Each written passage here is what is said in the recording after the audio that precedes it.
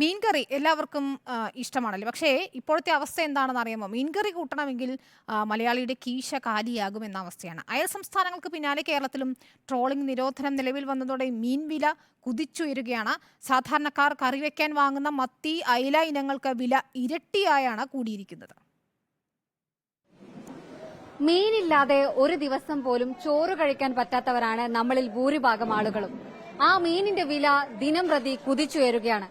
Trawling നിരോധനവും മത്സ്യലഭ്യതയിലെ കുറവുമൊക്കെയാണ് മീനിന്റെ വില ഉയരാനുള്ള കാരണം. എങ്ങനെയാണിത് മത്സ്യത്തൊഴിലാളികളെ ബാധിക്കുന്നത് എന്നതൊക്കെ അറിയാം. തമിഴ്നാട്, ആന്ധ്ര, ഗോവ എന്നിവിടങ്ങളിൽ നിന്നുള്ള വരവ് ഗണ്യമായി കുറഞ്ഞതോടെ ഒരു മാസത്തോളമായി കൂടുന്ന വില പിടിച്ചു നിർത്താനാവാത്ത വിധം കുതിക്കുകയാണ്.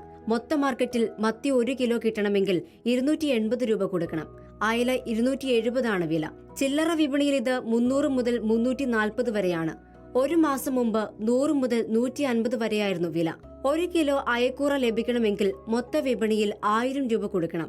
ചില്ലറ വിപണിയിൽ എത്തുമ്പോൾ വില വീണ്ടും ഉയരും. വിലക്കയറ്റം കാരണം ചെറുകിട വ്യാപാരികൾ അയക്കൂറ പോലെയുള്ള മുന്തിയ ഇനം മത്സ്യങ്ങൾ വിൽപ്പനയ്ക്ക് വെക്കുന്നില്ല.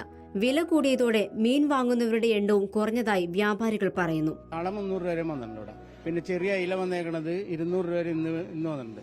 കരിമീൻ 600, 700 രൂപ. അത് ചെറിയ കരിമീൻ 700. ആ രീതിയിലാണ് ഇപ്പോൾ വില നിൽക്കണം. നാരനാണെങ്കിലും 400, 500 രൂപ നാരനും വരാനുണ്ട്. വലിയ നാരൻ. കർണാടക, തമിഴ്നാട്, ആന്ധ്ര, ഗുജറാത്ത്, മഹാരാഷ്ട്ര, ഗോവ തുടങ്ങിയ സംസ്ഥാനങ്ങളിൽ ട്രോളിംഗ് നിരോധനം നേരത്തെ തുടങ്ങിയിരുന്നു. പല സംസ്ഥാനങ്ങളിലും ഈ മാസം 15ഓടെ ട്രോളിംഗ് നിരോധനം അവസാനിക്കും. അവിടങ്ങളിൽ നിന്ന് മത്സ്യങ്ങൾ വന്നു തുടങ്ങുന്നതുവരെ വിലക്കയറ്റം തുടരും. ഉണക്കമീനിനും വില കുതിച്ചുയരുകയാണ്. പച്ചക്കറി വില കുതിച്ചുയരുന്നതിന് പിന്നാലെ മീനിനും വില വർദ്ധിച്ചതോടെ സാധാരണക്കാരുടെ കുടുംബ ബജറ്റ് താളം തെറ്റുകയാണ്.